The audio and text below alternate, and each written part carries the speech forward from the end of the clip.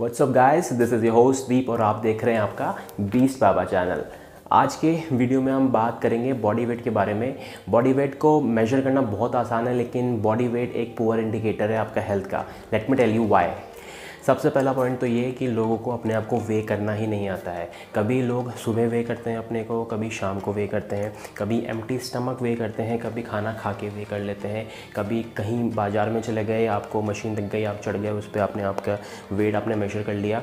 तो जो सही तरीका होता है अपने आप को वे करने का वो होता है early in the morning with empty stomach with minimal clothes और फ्रेश होके। जब आप इन सब को फॉलो करके अपने आप को वे करेंगे तो आपको वो एक्यूरेट मेजरमेंट देगा, वेट देगा आपका, और आपको इसको रूटीन बनाना पड़ेगा, रेगुलर बेसिस पे वे करना पड़ेगा। अगर आप वेट गेन कर रहे हैं और आपने एक बार एम्प्टी स्टमक वे कर रखा है सुबह जैसे मैंने बताया, और कभी आप शाम को वे कर रहे हैं, जिम गए हैं आप शाम को और वहाँ पर आप मशीन पर वे कर रहे हैं, जूते पहन रखे हैं आपने, ऑब्वियसली पूरे दिन का खाना खा रखा है, तो वो आपको एक्यूरेट मेजरमेंट नहीं देगा। तो सबसे पहली गलती तो ये होती है लोगों से।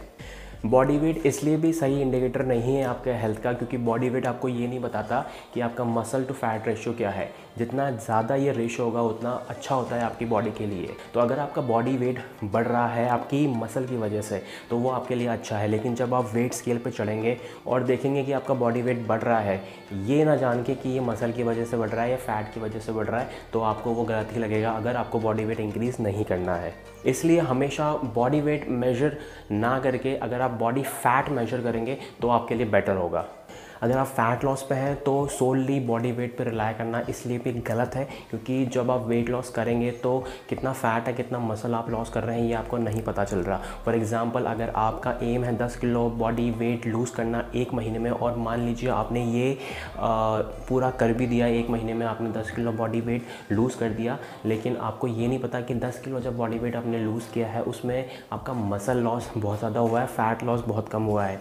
जनरली एक हफ्ते में अगर आप 800 ग्राम या 1 किलो तक बॉडी वेट लूज़ करते हैं तो ये मैक्सिमम माना जाता है। इसके ऊपर अगर आप जाते हैं तो वो अनहेल्दी होता है। क्यों? क्योंकि उसमें फ़ैट के साथ साथ आपका जो मसल है वो भी जाती है। तो इसलिए हमेशा फ़ैट लॉस को तरजीह देनी चाहिए रादर देन वेट लॉस, और इसलिए body weight is not the primary और द सोल क्राइटेरिया जिस पे आपको चलना चाहिए।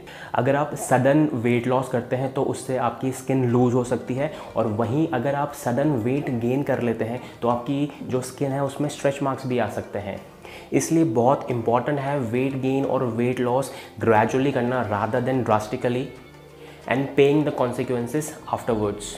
वेट लॉस जर्नी में एक मिस्टेक जनरली लोग बाग करते हैं कि कार्डियो तो वो करते हैं लेकिन अपनी जो वेट ट्रेनिंग है उसको बंद कर देते हैं। अगर आप वेट ट्रेनिंग नहीं करेंगे तो आपकी मसल नहीं बनेगी, और जो आपका वेट लॉस होगा उसमें आपका मसल भी इंक्लूड होगा। वहीं जब वेट गेनिंग की बात आती है तो लोग वेट ट्रेनिंग को रखते हैं अपनी शेड्यूल में, और जो अपना कार्डियो है उसको बंद कर देते हैं। उससे ये होता है कि उनकी मसल है वो तो बनती है, लेकिन जो फैट है उनका वो ख़त्म नहीं होता है, और जो वेट गेन हो रहा है उसमें तो वो चबी वेट गेन होता है, अनहेल्दी वेट गेन आपको जिससे बोल सकते हैं। थोड़ा सा पेट उनका बाहर आने लग जाता है। तो दोनों ही केसेस में आपको बैलेंस बना के चलना पड़ेगा। थोड़ा सा आपको कार्डियो रखना पड़ेगा इवन आप वेट गेन कर रहे हैं, और आपको वेट ट्रेनिंग रखनी पड़ेगी इवन आप वेट लॉस कर रहे हैं तो भी।